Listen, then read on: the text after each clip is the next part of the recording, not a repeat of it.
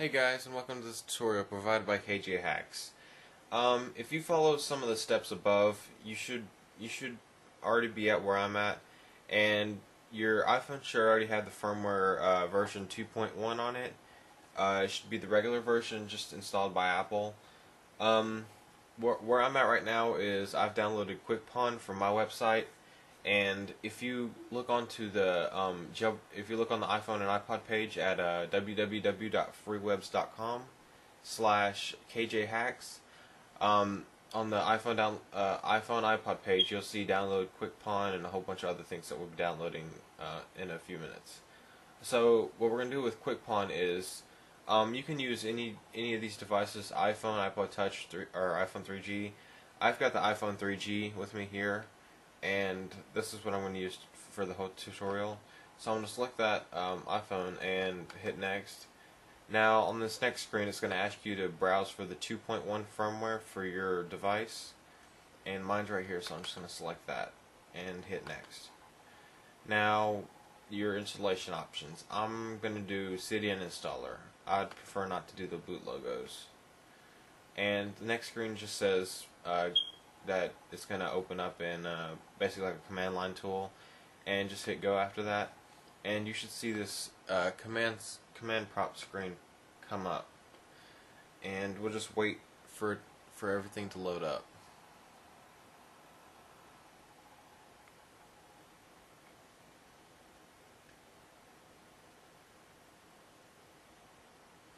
Also, you want to make sure your iPhone is plugged into the computer. Not really necessary yet, but it's good if you have it already plugged in.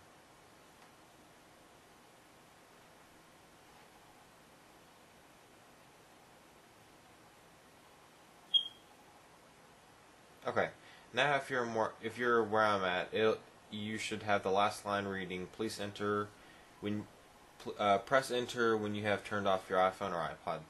So I'm just gonna take my iPhone here. It's on, so I'm just gonna turn it off.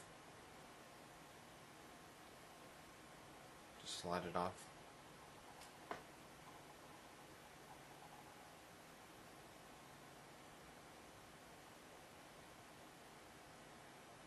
Okay, now it's off. So I'm gonna go ahead and press enter now.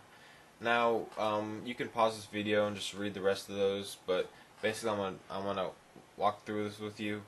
So what we're gonna do is we're gonna basically put the iPhone or iPod Touch into DFU mode.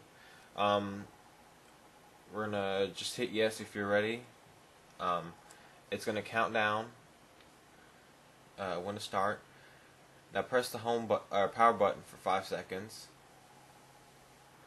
Now press the home and power button for 10 seconds.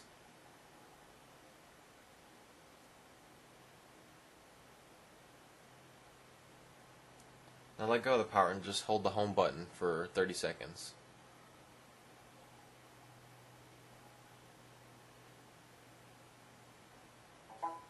Okay, so you're just going to see these random numbers and performing operations going on in the command prompt or command line tool. And you'll see this pineapple. Even if you did not select replace the logo, this will just come up for the one time. There's really nothing. Okay, now you can let go of the home button and just lay your device down.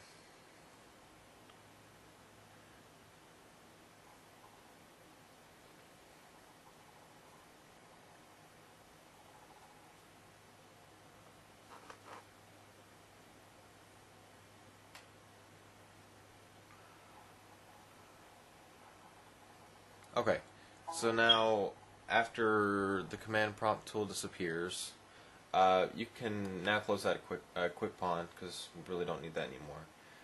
Now, while your iPhone or your iPod Touch turns back on into back to the home screen, what you could do is just download these 3 things on the website. It's a Total Commander, Teapot add-on, and the mobile installation file. You can save the Teapot. You need to save Teapot add-on and the mobile installation file, and Total Commander you need to install onto your computer. And let's see, I'm gonna go ahead and I already have Total Commander installed on here, so I'm just gonna open that up.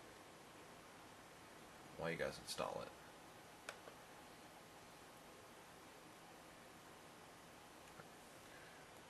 Just waiting for the iPhone to go back to the home screen. Okay. So now it's rebooting again. And now once it turns on, it should bring you back to the home screen where the slider and stuff is.